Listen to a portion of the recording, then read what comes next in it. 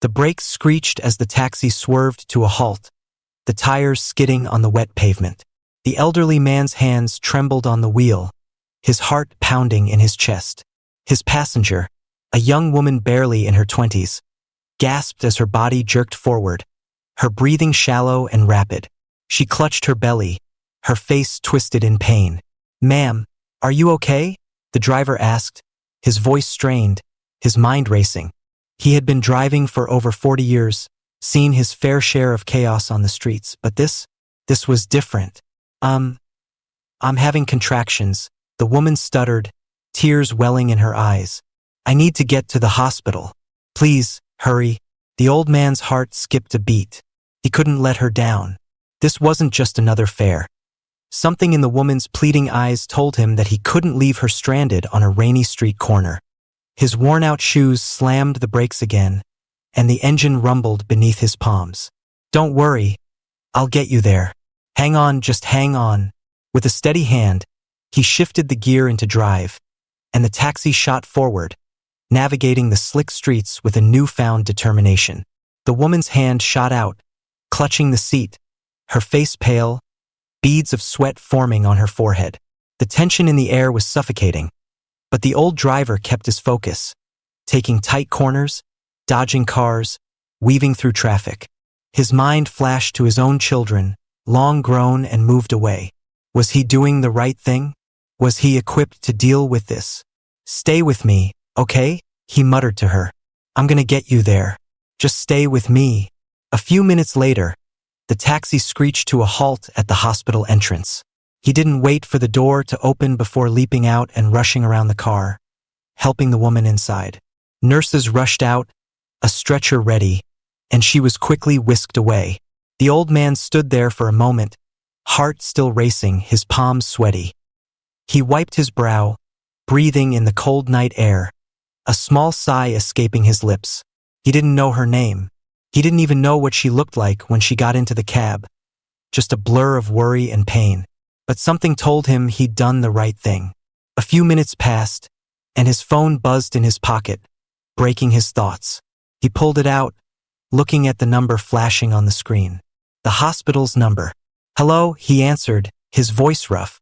"Mr. Larkin?" a nurse's voice asked. "We just wanted to let you know that the woman you helped, she's in labor, and the baby's going to be okay. But she wanted to thank you personally. Could you come inside?" Minutes later, he found himself in the hospital lobby. A nurse led him down sterile hallways until they reached a quiet room. There, a young woman lay in bed, pale but smiling, cradling a tiny bundle wrapped in soft pink. Her smile was weary but warm. "Thank you," she whispered, her voice shaky. "You saved us tonight." He blinked, confused. "I didn't do much. Just got you here in time." She shook her head. "You don't understand. I was alone. No one else was around, and I was terrified." The words hit him like a wave, but he couldn't shake the feeling that something else was happening here. As they spoke, the door opened behind him, and a tall, polished man in a tailored suit walked in, his presence commanding. "Is this the man who helped my wife?" the man asked, his voice low, but filled with gratitude. The old man nodded, still trying to process. "Yeah, I just drove her here. She's going to be all right." The man smiled warmly. "She's fine, and so is our daughter. But you," he stepped forward, his hand extended. "You don't know what this means. You don't know who I am, do you?" The old man looked at him, bewildered. "No. Should I?" The man laughed softly. "I'm Henry Carter. I'm the CEO of Carter Industries. But more importantly, I'm the one who owes you." The old man's heart stopped. Carter Industries? He'd heard of them, but he had never imagined meeting someone like him, especially in such a moment. "I'm not here just to thank you," Henry continued. "I've heard about your work, how you've been driving taxis for over 40 years, always helping others, no matter your circumstances. That kind of selflessness is rare in this world." The elderly man's eyes widened, uncertainty clouding his expression. "What are you saying?" "I'm offering you a chance, Mr. Larkin. A real chance.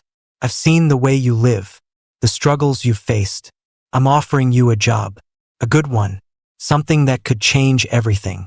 You don't need to keep driving in that old taxi anymore. The next day, the elderly taxi driver found himself at the head of a new venture, one that he could have never dreamed of.